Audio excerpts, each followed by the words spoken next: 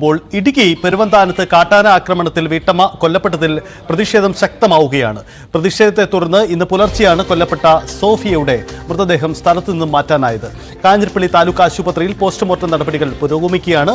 സോഫിയയുടെ കുടുംബത്തിന് 10 ലക്ഷം രൂപയുടെ ധനസഹായം ഇന്ന് കൈമാറും. മകൾക്ക് സർക്കാർ ജോലിക്ക് ശുപാർശ ചെയ്യുമെന്ന് കളക്ടർ അറിയിച്ചിട്ടുണ്ട്. കാട്ടാന ഇറങ്ങുന്നത് പതിവായ പ്രദേശത്തെ 3 കുടുംബങ്ങളെ മാറ്റിപ്പാർപ്പിക്കാനാണ് തീരുമാനം.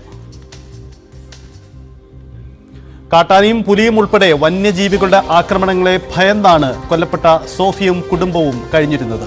വന്യജീവി ശല്യത്തെക്കുറിച്ചും ആനകളുടെ മുന്നിൽ നിന്ന് രക്ഷപ്പെട്ട കാര്യവും സോഫിയ വിവരിക്കുന്ന ദൃശ്യങ്ങളും ഇതിനിടയിൽ പുറത്തു വന്നിട്ടുണ്ട്. ബ്ലോക്ക് റിസോഴ്സ് സെന്റർ ഓഫീസർമാരോട് അടുത്തിടെയാണ് ഇവർ കാര്യങ്ങൾ വിശദീകരിച്ചത്. 27 ആനകളാണ് സ്ഥിരമായി ഈ പ്രദേശത്ത് എത്തുന്നത്.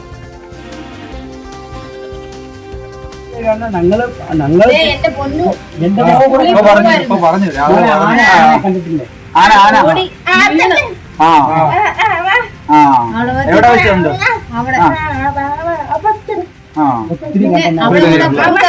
പുള്ളി പോകുമ്പോ കാണിക്കും നിങ്ങൾ അങ്ങോട്ട് പോകും. ആന നേരെ വരുമോ, കൊച്ചു വീണ് ആന പേടിച്ചു.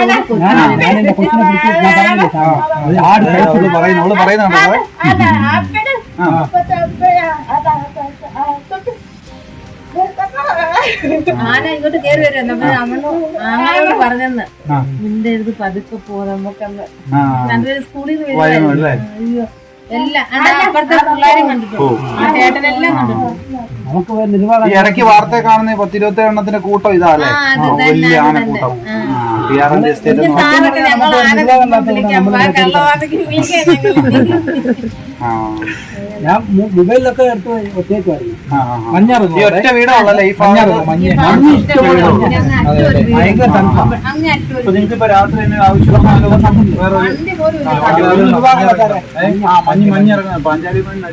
നമുക്ക് ഒരു നിർവാഹമല്ല, വണ്ടി പഠിക്കുന്ന സഹായിച്ച് ഒരാപത്ത് വരാതെ രാത്രിയിലൊക്കെ എന്തെങ്കിലും അപകടം വന്നാലും ഒന്നിനും ഒരു നിർവാഹമില്ല. വണ്ടിക്കാരെ വിളിച്ചാൽ പോലും പേടിച്ച് ആനയെ പേടിച്ചിട്ട് ഇപ്പോഴൊക്കെ വരും. സന്ധ്യ ആവുന്നതിന് മുമ്പ് വരും. അവര് പറഞ്ഞിട്ടുണ്ട് സന്ധ്യ ആവുന്നതിന് മുമ്പ് എവിടെയോ ഓട്ടത്തിന് വിളിക്കണോ, അല്ല അത് കഴിഞ്ഞിട്ട് ഞങ്ങൾ പറഞ്ഞു. അവർക്ക് ജീവനെ പേടിയില്ല. പൂക്കൊക്കെ കണ്ടിട്ട് ഈ ആനയുടെ ശല്യം ബസ്സും കൂടെ നിന്നുപോയി. അപ്പൊ പിന്നെ മുണ്ടക്കയത്തിന് 22 കിലോമീറ്റർ വന്നു. നമ്മുടെ ഇതിലെ കൂടെ നമ്മൾ വന്നില്ലേ, ആ വഴി കൂടെ അടിവശം ആടിനെ ഞാൻ പറഞ്ഞില്ലേ, ആടിനെ പിടിക്കും. നമ്മുടെ ആടിനെ പിന്നെ ഒരു പശുവിനെ പിടിച്ച് അതായിട്ടാണ്. പിന്നെ കുറെ ഇവിടെ വീടിന്റെ ഇതൊക്കെ ആയപ്പോഴത്തേക്ക് പിന്നെ മോടെ കാര്യങ്ങളൊക്കെ ആകുമ്പോഴത്തേക്ക് കുറെ ആടിനെ അതിനൊക്കെ കൊടുത്തിട്ടാണ് 5 പട്ടികളെ പിടിക്കും. പട്ടി ഇവിടുന്ന കൊണ്ടുപോയി നമ്മുടെ മുറ്റത്തുനിന്ന് കൊണ്ടുപോയി. നമ്മുടെ മുറ്റത്ത് നിങ്ങൾ പുലി വരുമ്പോ ഇവിടെ അല്ല ഈ കഴുതിനെ പിടിച്ചോണ്ട് പോകും അല്ലേ, കണ്ടിട്ടുണ്ടോ? പിന്നെ ഞാൻ ഓടി വീണ് എന്റെ മുട്ടൊക്കെ ഇതായി. ഞങ്ങൾ മെഡിക്കൽ റെസ്റ്റ് ചികിത്സയൊക്കെ ആയിരുന്നു. വീട്ടിനകത്തൊന്ന് ഇറങ്ങി വന്നതാണ്. പട്ടിയെ പിടിച്ചപ്പോഴത്തേക്ക് ഞാൻ പറഞ്ഞു ഇനി ഇറങ്ങിറങ്ങാൻ പോകാൻ പറഞ്ഞു. ഞാൻ ഇറങ്ങുന്നതിന് മുമ്പ് ഇവിടെ ഇറങ്ങി വന്നിട്ട് ഇവിടെ നിന്ന് താഴത്ത് പുലി ഇറങ്ങി, പുലി ഓടി. അപ്പനെ ഇവിടെ പട്ടിയെ പിടിച്ചിട്ട് താഴ്ത്തിയാടി പട്ടിയെ കൊണ്ടുപോയി. അത് 50-60 കിലോ വരെ അത് എടുക്കും. ഇത്രയും ഉണ്ട് സാർ. ശരിക്കും പറയുകയാണെ 27 കിലോമീറ്റർ ഉണ്ട് ഇവിടുന്ന്. 27 കിലോമീറ്റർ കറക്റ്റ് ഉണ്ട്. ഈ വണ്ടി നമ്മൾ ഇത്രയും നടന്നു കയറി ഞങ്ങളുടെ തന്നെയല്ല പിടിക്കുക. പുറത്തുകാരൻ ഒരു വീടുണ്ട്, 2 പെൺപിള്ളേര് അച്ഛനും അമ്മയും താമസിക്കുന്നത്. അവരുടെ ഒരു 10-15 പശുവിനെ ആടിനെ ഒന്നിനെ കൊണ്ടുപോയത് പിന്നെ തിരിച്ചുകൊണ്ടുപോയി പശുവിനെ.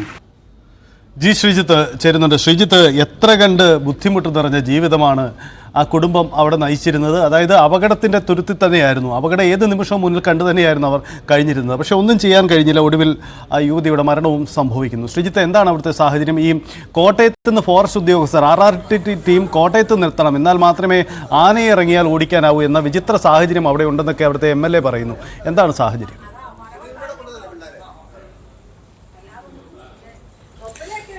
സജിത്ത്, ഞാൻ സംസാരിക്കുന്നതിൽ കൂടുതൽ ഇവിടുത്തെ സാഹചര്യം പറയാൻ, ഞാനിപ്പോൾ ഉള്ളത് ത്വാഹ ജുമാ മസ്ജിദിലാണ്. ഇവിടെയാണ് മൃതദേഹം പൊതുദർശനത്തിനായി എത്തിക്കുക. അതിനുവേണ്ടിയുള്ള ക്രമീകരണങ്ങൾ അതാ ഇവിടെ നടത്തിക്കൊണ്ടിരിക്കുകയാണ് ഈ പ്രദേശവാസികൾ, ഈ നാട്ടുകാർ, ഇവരുടെ അയൽവാസികളൊക്കെയാണ്. നമുക്ക് അവരോട് സംസാരിക്കുന്നതാണ് നല്ലതെന്ന് തോന്നുന്നു. ഇതൊരു സ്ഥിരം ശല്യമുള്ള പ്രദേശമാണ് അല്ലേ? ഏതാണ്ട് 4 വർഷം ആയി തുടർച്ചയായിട്ട് വന്യമൃഗശല്യം. അത് കാട്ടാന എന്ന് പറഞ്ഞാൽ ഒരു 9-10 എണ്ണം വെച്ച് പല കൂട്ടങ്ങളായിട്ട് ഒരു 27-30 കാട്ടാന ഇവിടെ തന്നെ ഉണ്ട്, സ്ഥിരമായിട്ടുണ്ട്.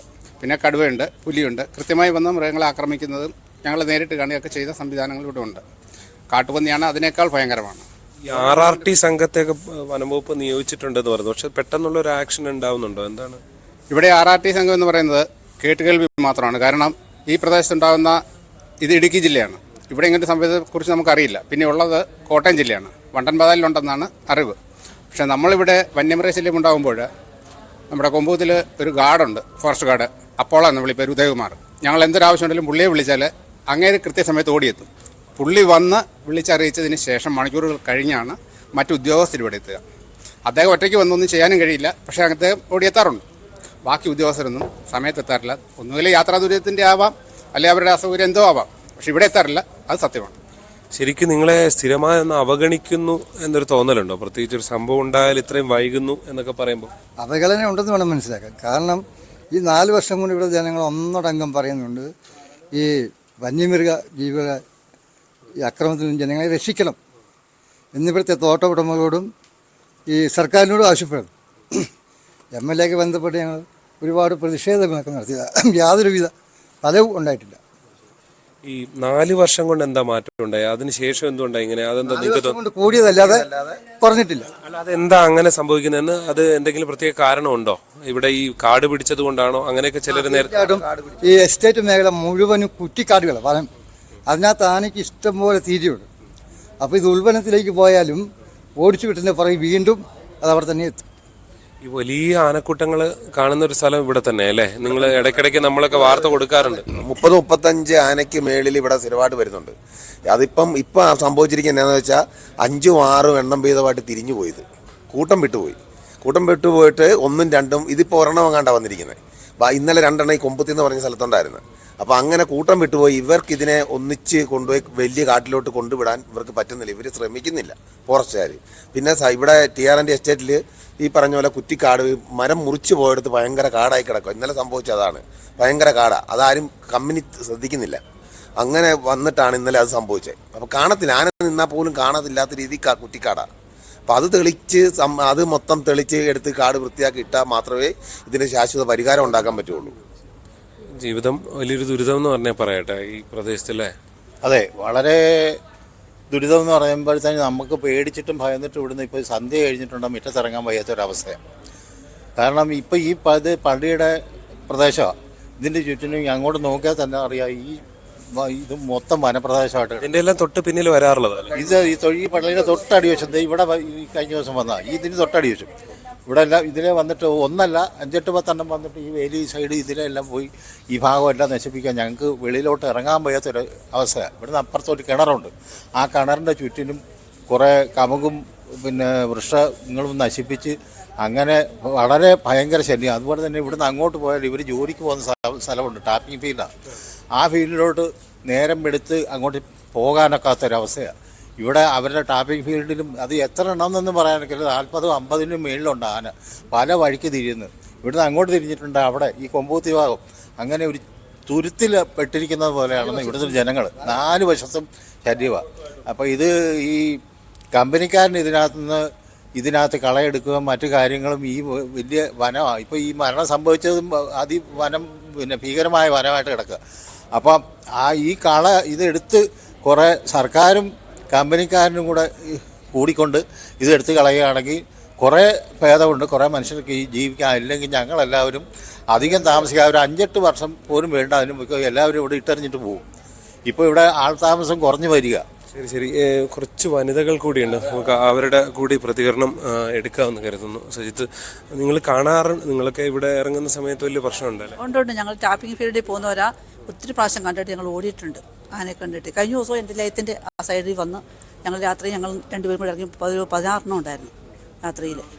എങ്ങനെ ജീവിതം പേടിയായിരിക്കും അല്ലേ? സുരക്ഷിതമില്ല. എന്താന്ന് വെച്ചാൽ എസ്റ്റേറ്റ് മേഖലയായതുകൊണ്ട് ഞങ്ങൾ ടാപ്പിംഗുകാരാണ്. ഞങ്ങളൊക്കെ ടാപ്പിംഗുകാരാണ്. ഇത് കാട്ടുവേല ജോലി ചെയ്യുന്നവരാണ്. പക്ഷേ ഞങ്ങൾ രാവിലെ ഇറങ്ങുമ്പോഴേ ഞങ്ങൾക്ക് പേടിയാണ്. എന്താണെന്ന് വെച്ചാൽ ഇവിടെ കള എടുക്കുന്നൊരു അവസ്ഥയില്ല, പ്ലാന്റ് ചെയ്യുന്ന ഒരവസ്ഥയില്ല. മരം മുറിച്ച് കൊണ്ടുപോയാൽ അവിടെ റീപ്ലാന്റ് ഇല്ല. അപ്പം അതുകൊണ്ടൊക്കെ കാട് കയറി കിടക്കുന്നതുകൊണ്ട് ഞങ്ങൾക്ക് പോകാൻ ഭയങ്കര പേടി. ഈ മരിച്ച ആളുമായിട്ടും നല്ല പരിചയം ഉണ്ടായിരുന്നു. ഞങ്ങൾ എപ്പോഴും കണ്ടുകൊണ്ടിരിക്കുന്നതും വരുന്നതും സഹകരിക്കുന്നതും ഒക്കെയാണ്. അപ്പോൾ അവർക്ക് ജോലിയില്ലാത്തതുകൊണ്ട് ഞങ്ങൾ എസ്റ്റേറ്റിൽ കിടക്കുന്നു, അവർ എസ്റ്റേറ്റിൻ്റെ പുറത്ത്. അപ്പം ശ്രീജിത്തിലേക്ക് വരാം.